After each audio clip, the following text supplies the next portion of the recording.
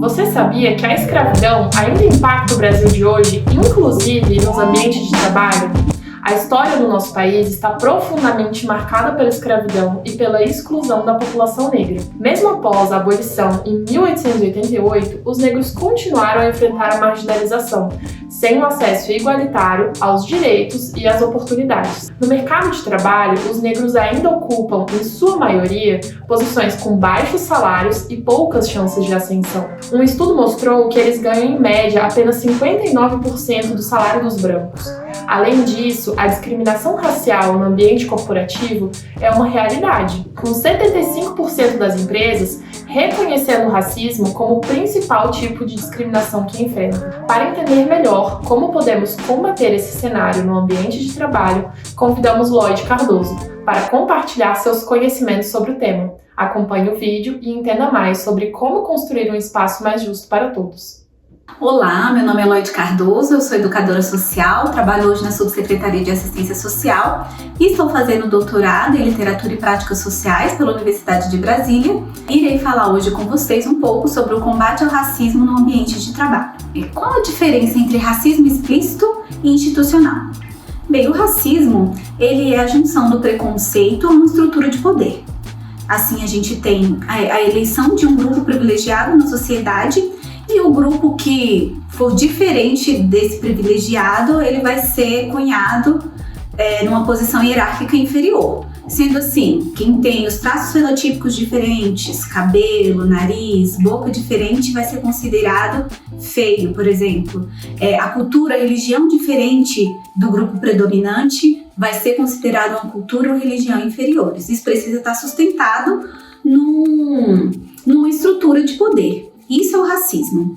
Ele é institucional porque ele não é só uma ideologia na cabeça das pessoas.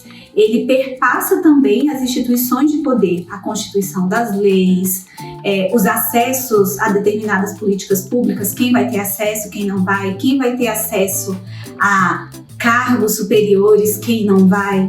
Em suma, o racismo institucional ele é um mecanismo de exclusão de um determinado grupo que não vai ter acesso aos bens e produtos sociais que deveriam ser de todos, né? Isso é uma situação naturalizada, tanto que a gente vai, em determinado momento, ver que um grupo tem acesso, se a gente vai naturalizar, vai dizer, é normal porque se esforçou e conseguiu.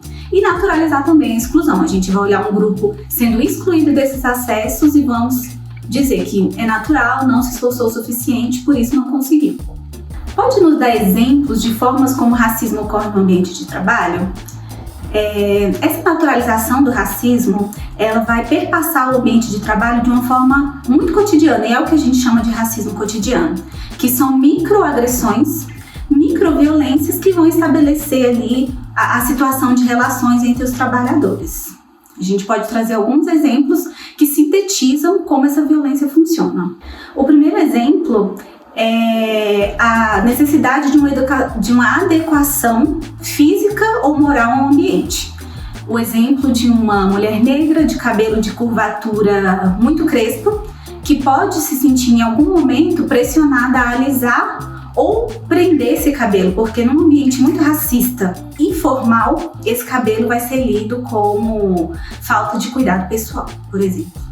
Um segundo exemplo é a descredibilização do potencial da pessoa negra. A exemplo de uma pessoa que se negue a ser atendida por um médico negro. Ou se for atendida antes, ela vai procurar a enfermeira para confirmar se a pessoa é realmente médico, se vai ser um atendimento confiável. Uma outra violência muito comum é um constante policiamento de tom, que a pessoa negra precisa todo o tempo medir as suas atitudes. Há na sociedade um preconceito, né, uma preconcepção de que pessoas negras são mais propensas à violência, à agressividade. Então, quando ela precisa ser mais assertiva no ambiente de trabalho, ela vai se policiar para que o seu tom não seja lido como uma forma agressiva ou perigosa. Uma outra microagressão muito recorrente é o reconhecimento vazio ou o esvaziamento da posição. Quando uma pessoa ela é reconhecida como competente, mas esse reconhecimento não vem com um aumento salarial, ou com uma promoção, ou com um avanço de carreira.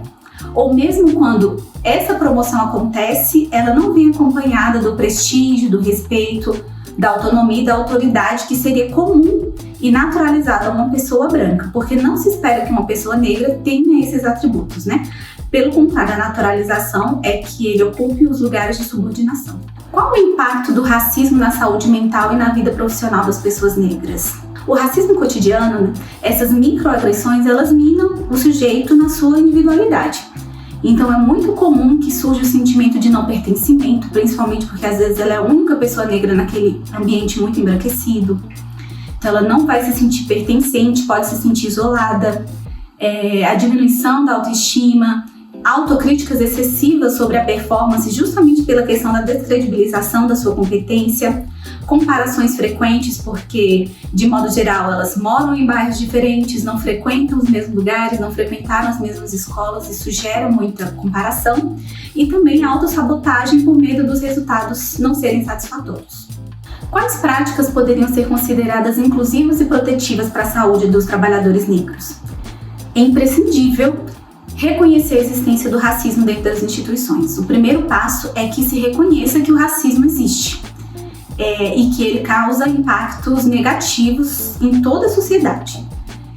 Também é muito importante que haja educação para as relações étnico-raciais, as pessoas precisam ter letramento racial, né? Que haja implementação de programas de formação para sensibilizar e educar os funcionários sobre as questões raciais e de discriminação. E também é muito importante que haja mecanismos de denúncia, canais de denúncias oficiais. O racismo ele precisa ser reconhecido, identificado, precisa ser pautado dentro de uma educação organizacional e ele precisa ser também denunciado devidamente, tratado com a devida seriedade. Quais os impactos que o combate ao racismo pode proporcionar para a vida dos trabalhadores negros e para as organizações onde trabalham? O combate ao racismo ele vai gerar um ambiente menos hostil, né? Menos passível daquela agressividade, daquela violência cotidiana que a gente falou no início. Portanto, ele vai ser mais acolhedor, com um reconhecimento verdadeiro das potencialidades desses trabalhadores. Por consequência, a gente espera que haja mais possibilidade do desenvolvimento profissional e pessoal de pessoas negras. E com isso ganha não só o trabalhador, como a empresa, como a organização, porque ela ganha, para além da questão da representatividade, que é muito importante, ela ganha em equanimidade e em eficiência. Por fim, eu gostaria de lembrar que o racismo é uma questão social que cabe ser combatido por todas as pessoas, negras e brancas. Ele não é uma exclusividade da população negra e ele exige o reconhecimento de privilégios, a exposição das desigualdades e a ação de todos pela equidade racial dentro das instituições. Eu agradeço a atenção de vocês até aqui e lembre-se, cuidem-se.